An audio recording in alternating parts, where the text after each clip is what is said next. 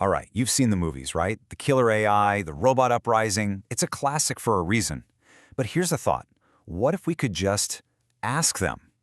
Put the AIs themselves on trial and get their side of the story. Well, guess what? That's exactly what we're going to do. So we went to all the big players and hit them with the one question everyone's thinking, right? The one you'd yell at the screen. Are you trying to take over the world? And honestly, what they said back was, well, it was super consistent, but the way they said it, that's where things get really interesting. And, the verdict came in fast. It was unanimous. We asked everyone from the super serious AIs to the class clowns of the group. And every single one of them said no. But it's how they said it that really tells the story here. Let's start with the one that basically started it all for most of us, right? ChatGPT. Its answer? Just nope. That's it. It's so blunt, it's almost funny. Like, don't even bother asking. A total shutdown. Okay, then you've got Gemini. And its answer is, well, it's way more buttoned up. It sounds like something a lawyer would write, It covers all its bases. I have no desire. I have no ability. It's making it crystal clear that this whole idea is just off the table. Now, Claude's response is fascinating. You can almost hear the tone in the text. It's kind of defensive, don't you think? That exclamation point feels like a, whoa, hold on. Why would you even ask me that? And then it immediately tries to calm you down and explain what it's really for. And then there's Grok. While everyone else is busy crafting these perfect responses, Grok just throws out a nah. It's so casual, like you just asked your buddy a completely silly question. So look, the bottom line is, they all said no. Case closed, right? Well, not exactly, because that's just the start. The real story is in their defense, the why behind the no. They basically have two big arguments, and we're going to dig into both of them. So their first big line of defense is pretty deep. They're basically saying, hey, we can't want to take over the world because we can't want anything, period. They claim they're missing all the stuff that makes you ambitious, goals, desires, a consciousness, the whole shebang. And check this out. This slide shows it perfectly. Look at ChatGPT and Perplexity. Their wording is almost the same.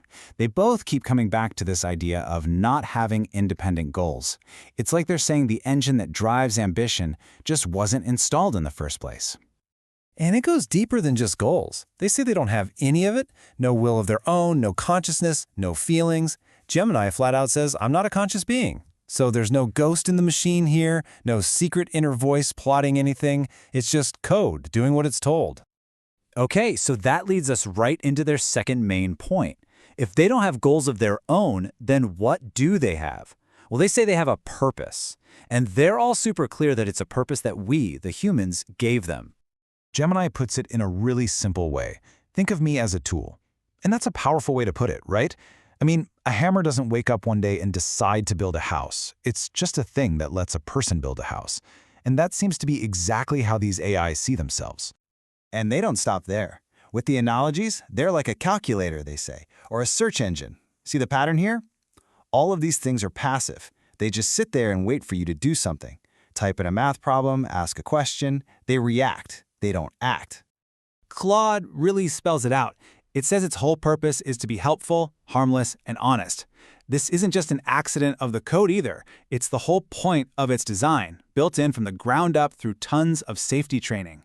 It's basically the 21st century version of the 3 laws of robotics, baked right into its DNA. And then, of course, Grok strolls in with the punchline. Why not take over the world? Too much paperwork. You gotta love that. It takes this huge, scary sci-fi idea and just turns it into a joke about filling out forms. It's brilliant, really. So, let's wrap this up. After hearing all this, what's the verdict? Well, the AIs have a really consistent story. They say they can't take over the world for a very simple reason. They don't want to. And they don't want to because the very idea of wanting something just isn't part of their design. And there's a really critical technical point here that they all bring up. They can't actually do anything. Claude calls it a lack of autonomous actions. Think of them like a brain in a jar. They can think, they can process, but they can't just decide to go access your bank account. A human has to build the arms and legs for them, so to speak, and then tell them what to do. For now, they're stuck in the chat box.